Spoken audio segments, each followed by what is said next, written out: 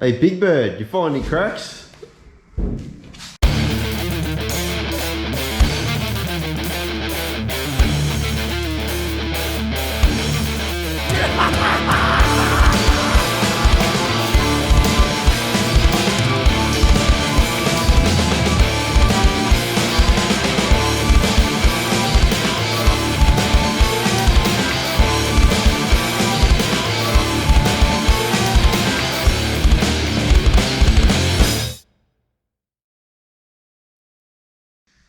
G'day guys, welcome to episode 5 of our videos. This one's going to be a bit different again. We can try and keep changing things up a bit, try and keep things interesting. So yeah, this one's going to be different again. I'm just about to drive up to my brother's place. Now he runs a very quick competitive Datto 1200 improved production car at Hillclimbs, and he's got an event on this weekend. And just a club day, but he's up at his place getting a few things done, getting a bit of prep work done for the car for this weekend. So I thought we'd just take the camera up and check out his car, and we'll talk about hill climbs and his car and what's going on. So yeah, and then on the weekend we're going to go up to Ringwood Hillclimb where he's got the event on, just our local track out here, and he's got an event, a club day on up there, so we'll throw the camera in the car. I want to try and get a few good positions on the car, change it around a bit, and hopefully we'll get some good footage from up there. So yeah, it should be a good video, this one. I'm really looking forward to it. So yeah, check it out. Hope you enjoy. Righto, so this is my brother Steve, also known as Big Bird to everyone in racing, for obvious reasons. So this is his Datto 1200, and I asked him to do this video with me, and he said he'd only do it if we're having a few beers while we're doing it. So we're having a beer in the shed with Big Bird and his car, and we're just going to talk about his car and hill climbs and whatever else we want to talk about. So should be good. So check her out. So you've been racing hill climbs a long time. A very long time, and I think it's 1993 when we first started going to Ringwood and running up there and the hill climb up there. So that's a long time. It's getting close to 30 years. Yeah, we started on the dirt. Started on the dirt at a wobber. Yeah. With a Datto 1200. Same colour. Same colour, orange Datto 1200, and then we also went up to Ringwood Hillclimb. Not long after that, started doing hill climbs up there. So. Yeah, so that was 1993, and yeah, it was an orange Datto 1200 then too. So full circle. Full circle. Here you are, still racing a orange Datto 1200 at Ringwood Hillclimb. So you'd have a fair idea of what a hill climb is after 30 years of hill climb. So what's a hill climb? A hill climb is a single car event on a tarmac. Well, in Australia it's tarmac. Tarmac road. Traditionally it's start at the bottom, finish at the top on a traditional style of hill climb, usually on a twisty tarmac sealed road. It's against the clock, fastest car wins. A lot of hill climbs are different these days. Ringwood, for example, our local track, the start line, you go up a big hill and you come back down the big hill and you basically finish opposite where you started, almost. But yeah, so there's all different classes with within the event. There's an outright winner, and there's all class wins as well. I think one of the things with hill climbing is you can build any car you want and there'll be a class to run it in. You can, if you had the know-how, you could theoretically, it's probably one of the last forms of motorsport.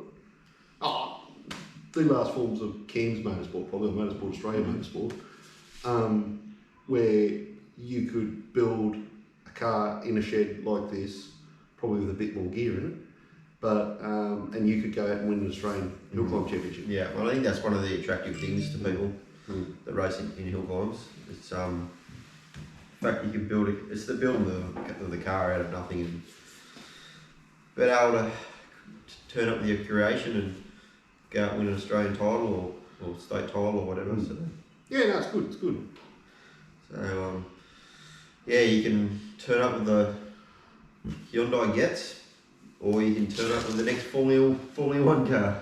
Well, just so happens I've got to get in the driveway Wow. to or from work, so You never know. stay tuned.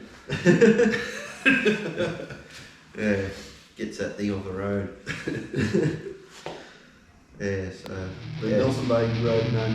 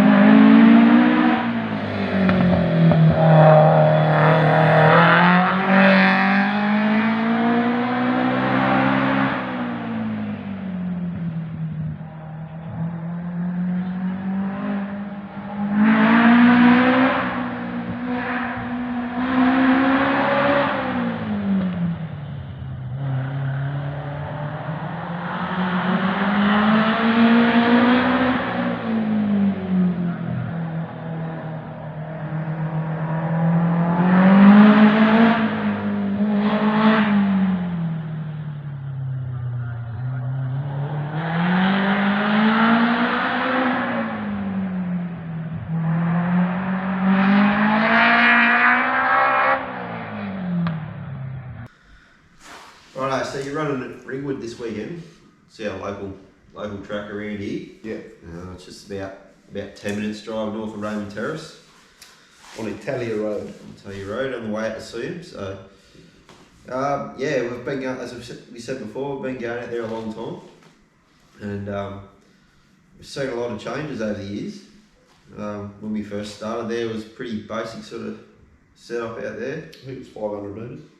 Yeah, only a 500 metre track, just a big sort of loop, and it was very basic facilities.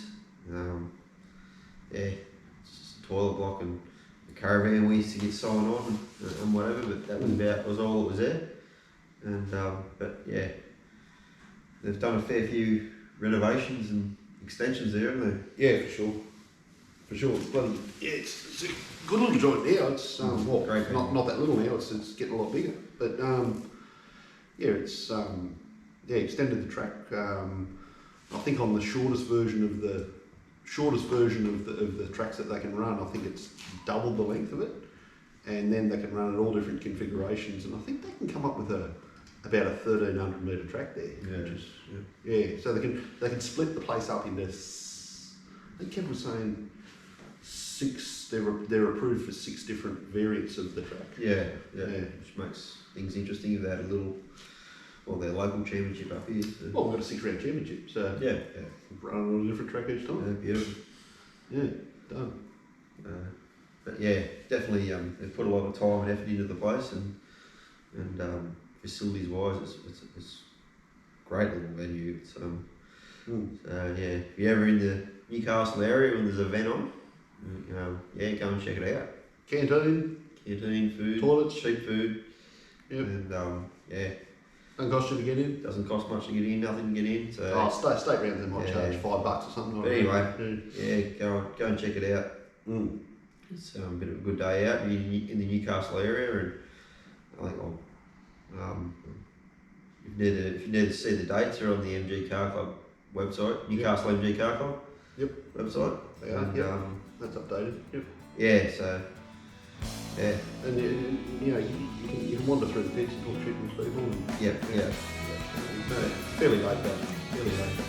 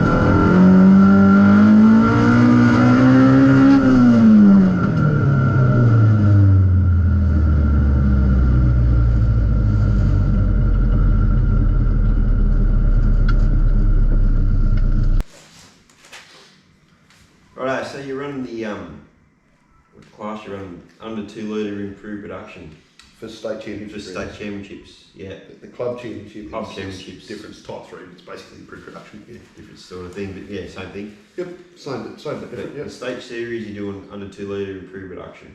Yep. And so in the past, Volkswagen's always been the ones to beat. And a lot of times over the years, everyone said you couldn't beat a V-dub on a hill climb. So I think you've proved that theory wrong. Yeah. In some places I have. Yeah. So who's the man to beat at the moment? Oh, without doubt, it's Ashley Burks. Ashley Burks, Ashley Burks. Yeah. Gemini. Holden Gemini. Yeah. Bit of a backyard engineer, Yeah. Ashley. Yeah. Known him for a long time. Yeah. Good bloke. Yeah, bit of a backyard engineer and very clever guy, but and a good steerer. Oh, hell of a steerer. Yeah. Without a doubt, it's definitely Ashley. Yeah. I've actually raced against Ashley in pre-production too. So Circuit racing. it's sort of we've known him for a long time. Yeah. I've raced against his dad. Well, there you go. Sports it Dave, yeah. So, funnily enough, in an RX-7 Sports in him. Yeah. V8 power RX-7 Sports in him. There you go. There you go. Oh well. Yeah, but definitely Ashley. I mean, the Volkswagens were always. They were always the thing to beat, and it's funny. You go to work or somewhere and you go, and you say, what beat you? You say, I got second, and they say, what beat you? And you say, a Volkswagen Beetle. And fuckers are just laying around on the ground laughing, like they are. They're just like got beaten by Herbie. Yeah, by fucking Herbie. And Herbie the lumber. I'm telling you, anyone's that's never seen one of these hill climb Beetles go, come and watch. Yeah. They just rock onto the back wheels on the start line, and they're like, that's why they're good drag racing too. Yeah, they just rock onto the back wheels and they're out of there. They're a quick thing, but the Datsun's definitely up with them now. Yeah. And you know what? This has been a 20-year plan. Yeah. I've been chasing these things for a long time. Like Hitler's revenge. Might let the Datsun rust a bit more, and it might get a bit lighter. Yeah. Might be. Yeah, you never know.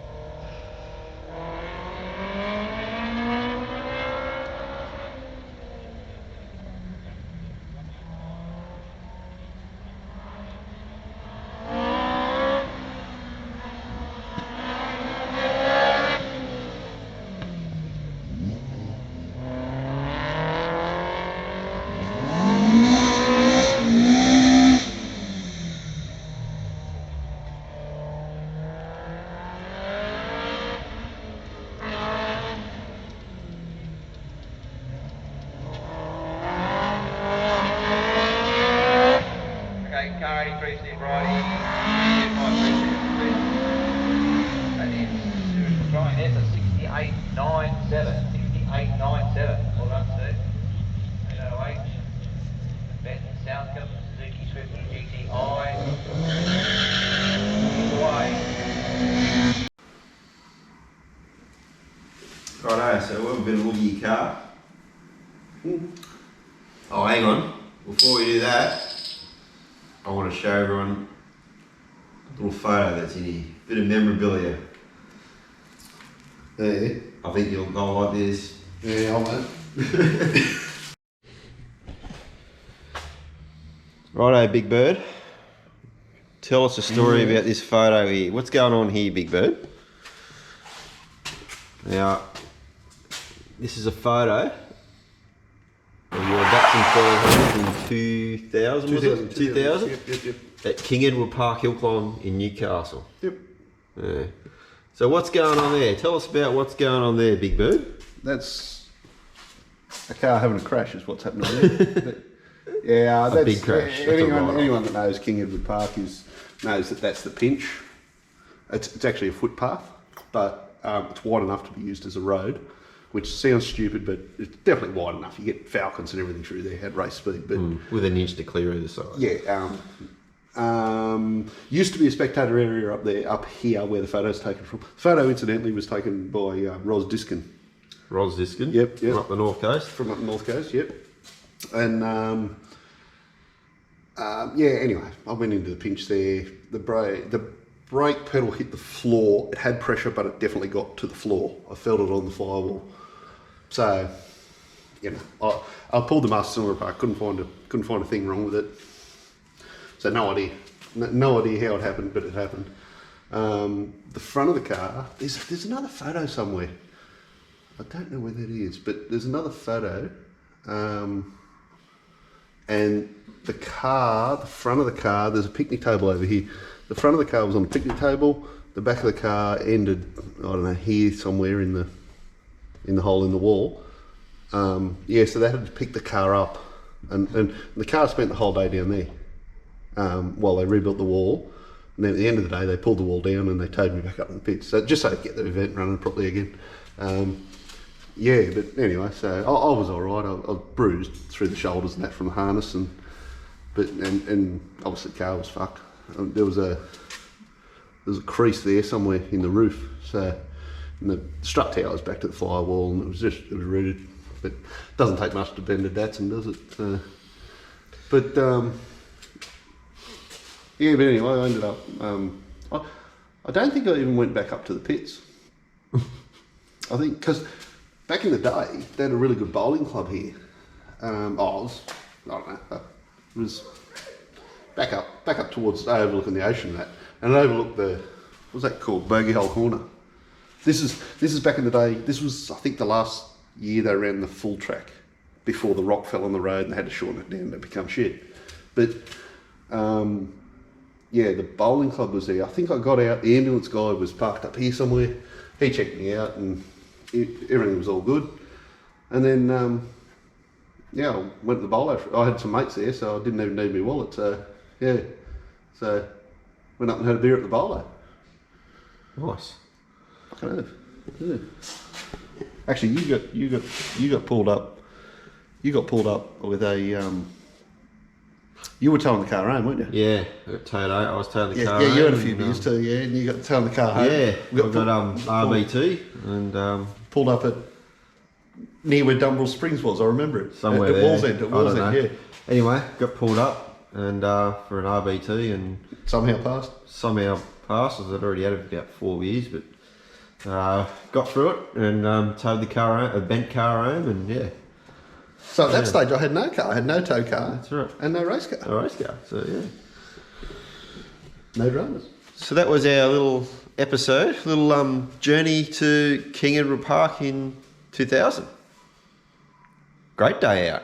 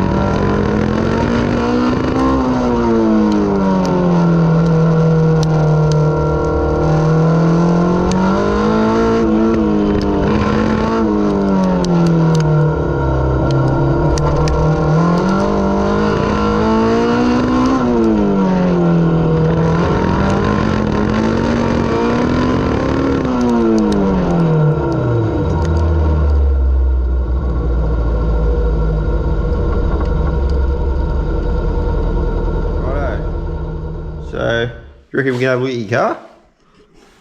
Yeah.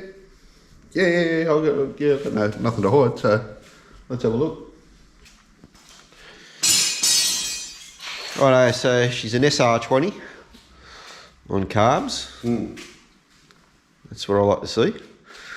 So what's the go with that? What's going on with the carbies on an SR20? Well, my previous car was L20 carbies. Actually, that car's now in Bathurst, owned by the Gotchas. It's yellow now. It's yellow. If you see yellow Datto 1200 out Bathurst Way, they've got that now. They've gone real good in that thing. Actually, it's turned that into a real good little car now. But this thing here, I had this idea years ago. I've always liked the escorts in the forest. Was it BDA escorts? Isn't it? BDA escorts, Cosworth escorts. Yeah, and I just love the sound of those things. And I always thought to myself, I've always been a Datsun fan, you know, and all that. And I thought,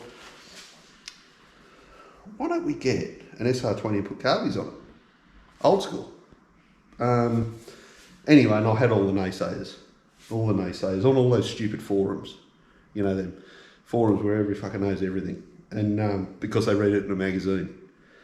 Anyway, so they all said I was well, I won't say what they said, but yeah, anyway. But anyway, so yeah. I ended up doing it, and yeah, it's been pretty successful actually. I don't understand computers. It's just me. But yeah, so I ended up. It's only the first generation SR20, the S13, I think they call it. Yeah, so we did that. Found a manifold in Japan, of all places, just on eBay. The whole car's built by eBay, and yeah, but yeah, that's about it. You know, it's got higher compression than standard, you know, and I've rebuilt the motor and all that, but it's just a fucking basic rebuild. It's not. It's not over the top. It's not extravagant. No forged pistons. No, nothing like that. It really didn't cost us much at all to rebuild it. So yeah. Well, she definitely sounds good with the induction noise from the, was that 45 Webers? 45 mil Webers? 45s, yeah. Yep. Definitely sounds good with them. Yeah, I mean, you know, yet again, everyone's sort of saying, oh, why didn't you go 48s? Why didn't you go 48s? Well, they're fucking 45s. Yeah. Straight down to 36s. Well, yeah. Why do you need 48s? No, that's right. Yeah, you know? As long as you get that Venturi effect. Yeah, it's excellent. Yeah. So, yeah, looks good. It's as you can see, but there's no bloody show ponies. There's plenty of show ponies out there, but sure are plenty of show ponies out there. Yeah, but I don't know. I just rather get the car going fast rather than get it looking good. You know, I get it. Having a car looking good, I get it. But yeah, I think my limited time is better spent making the car go fast. Put your time to good use. Yeah, that's it. Like I'm not a car show person. Like, if you want to see the car, you come to the track. You know, but I get car shows too. You know, yeah, old school things are cool. I reckon. Yeah. What gearbox you got in it? It's just a dirty old 240k gearbox. Old 240k gearbox. Yeah, it's just a K-box. Yeah, 240k 5-speed. The reason behind that, that was sort of a bit of a mistake, I suppose. But it was I brought all the shit from. I brought 2 engines, a gearbox, a heap of parts, all in a timber crate from Melbourne, and it had a 240k gearbox in it with a SR bell housing. I think the guy I brought it off had the same intention, was going to put everything into a small car. He needed a narrow gearbox, so that's how it's got the old 30 K-box in it. Yeah. What struts and that you got in it? They're just stands of struts, but they're fabricated. You know, they've got the bloody, you know, the adjustable shit, right height, and all the rest of it. I've welded all them on and all that shit, and you know, played with spring rates and all that rubbish. Yep. And yeah, the brakes are they're Magna disc, Willwood caliper. Wood calipers. Which 4-spot caliper, but they're basically, I did a lot of research, and they're basically a bolt up and in a 1 mil washer. And the diff? The diff's a what they call a Datsun H190. So they come out in in a 720 Ute. 720 Ute, 620 Ute. They come out in the Series C Bluebirds. They come out in a lot of different things in a lot of different lengths. So the diff in this is a 620 because they're quite narrow. The old Datsun 1500 Ute, which is a 620. Yeah, they're quite narrow, and as you can see, they almost basically fit into a 1200. Without shortening it. So Cool. I dodged some costs there. Yeah. So yeah, it's about all there is to it. There's a fair bit of shit inside there, ready for the weekend, but Yeah. But yeah, just a good, well built, basic car. it's basic. It's very basic. Yeah. That's it.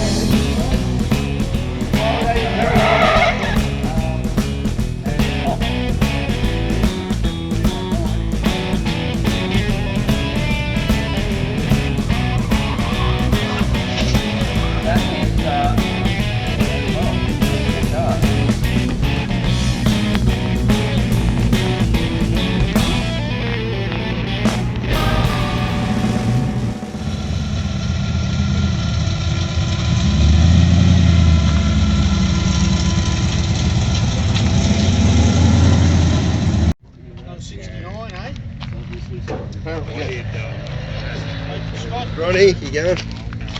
Good. You put the camera on the car.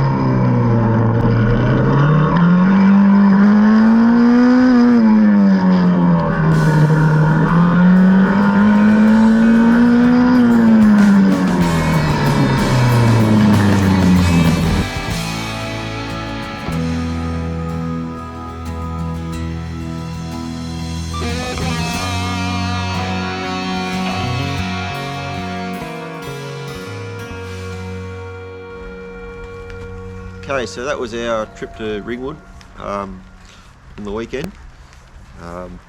Pretty happy with the footage we got up there, especially the stuff on the car. I thought it turned out pretty good, so we'll probably do more in the future up there. So yeah, it's a good little venue up there. It's only about 20 minutes drive from here, so when I finally do finish the RX-7, I'll probably look at taking it up there for a run and give it just for a bit of a test run when I first get it going, because it's so close, and before we end up taking it down to Wakefield Park or Eastern Creek for some testing on the circuits. But yeah, we'll be able to go up there and try a few things, so and it's close to home.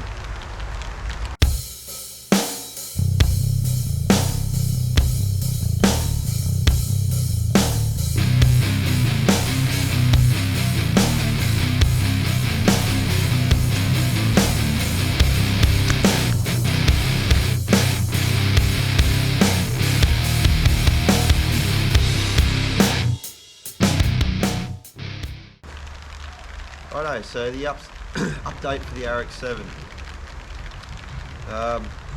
All the exhaust is finished, as you can see sitting here, and come up alright, not too bad.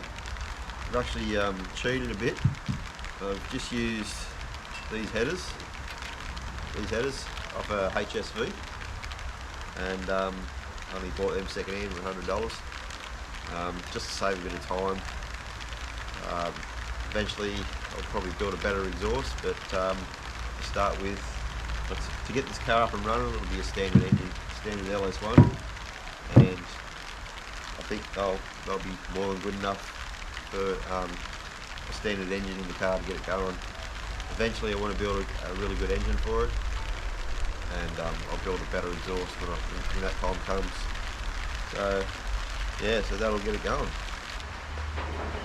So with the exhaust all finished and about to be fitted all up, I've got a few parts on their way. Like I said, the aim is to try and get this engine up and running, and I need to buy a few more bits and pieces to get it up and running. So I've got an MSD box on its way and a few other bits and pieces. So hopefully soon we'll be able to fire her up, and that'll be pretty exciting. So keep chipping away at it and we'll get there. Anyway, that's about all we've got time for this video. It's been a long one, but hopefully everyone's enjoyed it, and we'll keep trying to do different things and keep trying to entertain people. So yeah, well, hopefully I'll see you on the next video. Like, subscribe and comment or share, and yeah, I'll see you then. Thank you. See ya.